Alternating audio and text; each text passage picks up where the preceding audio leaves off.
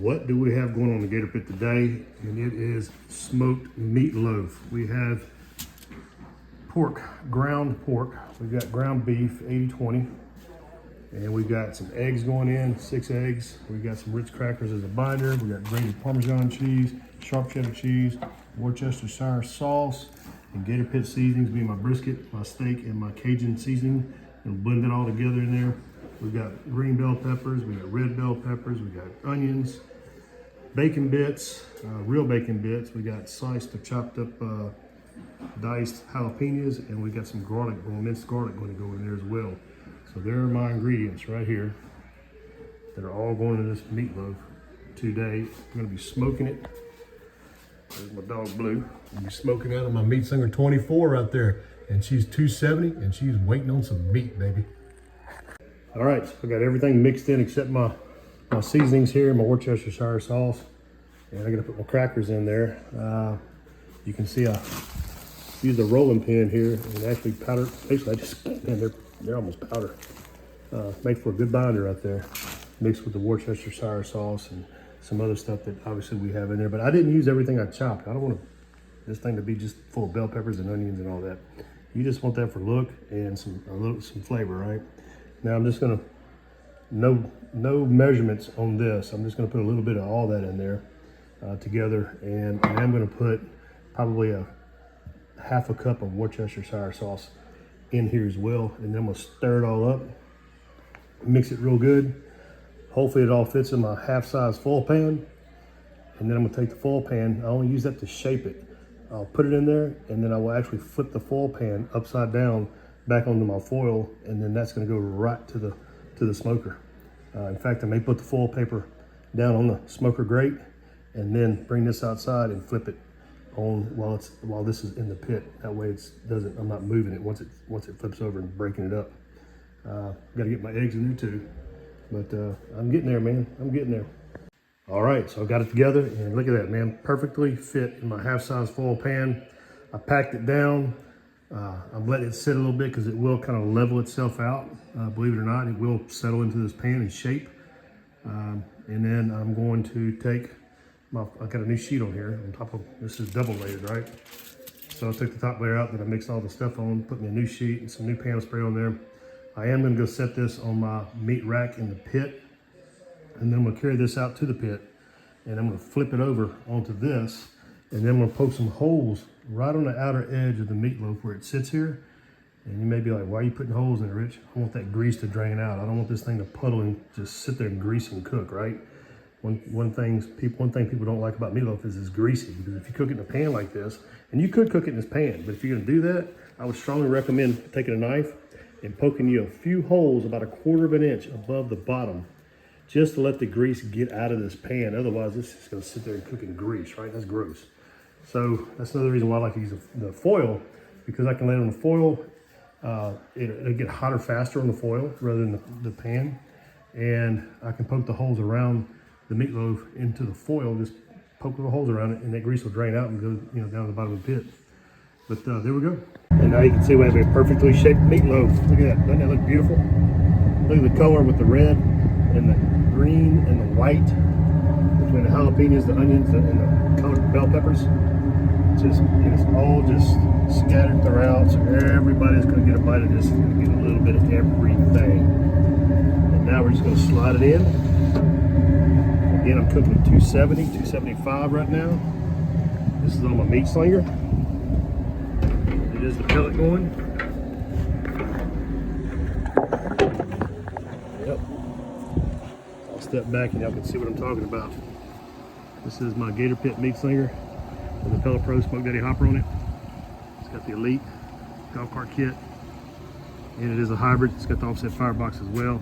I'm using the pellet today because I got to go do some work, and won't be tending this, but I know if that pellet's going, I don't have to worry about my fire over here.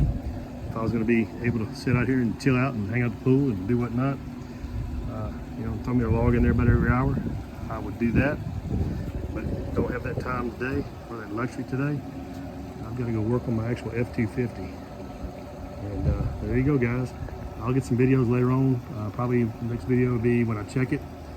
But I'm not going to check this thing for probably 2 hours now from here. Because it's gonna be a good, probably 4 or 5 hour cook. So there's no point in looking at this thing for 2 hours. And I'll probably shoot a video of that, and then I'll show you a video, and it actually comes off the pit when I get to the internal cook temp that I'm looking for. See ya. All right, let's see where we're at. On the temp, we're running 275-ish right there, which is what the pit was set at, my meat slinger. And let's check our temp. Should be, we're looking for around 180. That's 189.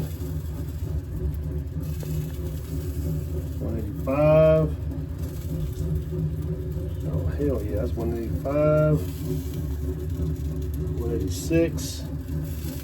Sticking a few places here. 190. I'm gonna put this meat slinger on low smoke, and I'm gonna let it sit for a little bit, and we'll pull it off later and bring it in the kitchen, and we'll be eating dinner here in a little while. Gator Pit of Texas Custom Barbecue Pits.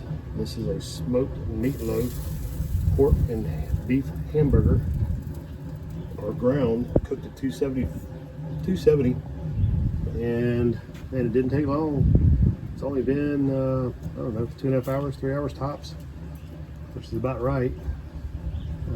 Cooking on the pellet on my meat slinger hybrid. I'll set firebox, and I'll see y'all later on. All right, just peeled some potatoes and got that boil started or going.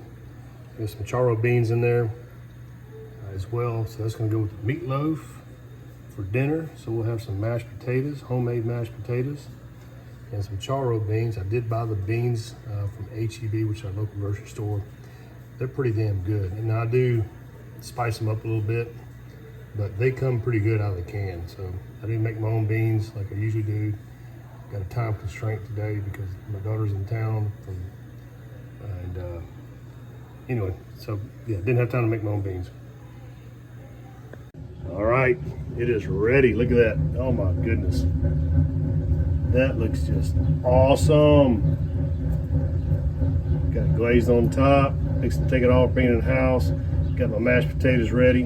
Got my charro beans ready. And we are about to eat some dinner. Just pulled it off. And look at that, man. That is just awesome looking. Gator Pit meat slinger, cooked with a pellet. Just beautiful, man. This is an awesome cooking machine. Hybrid.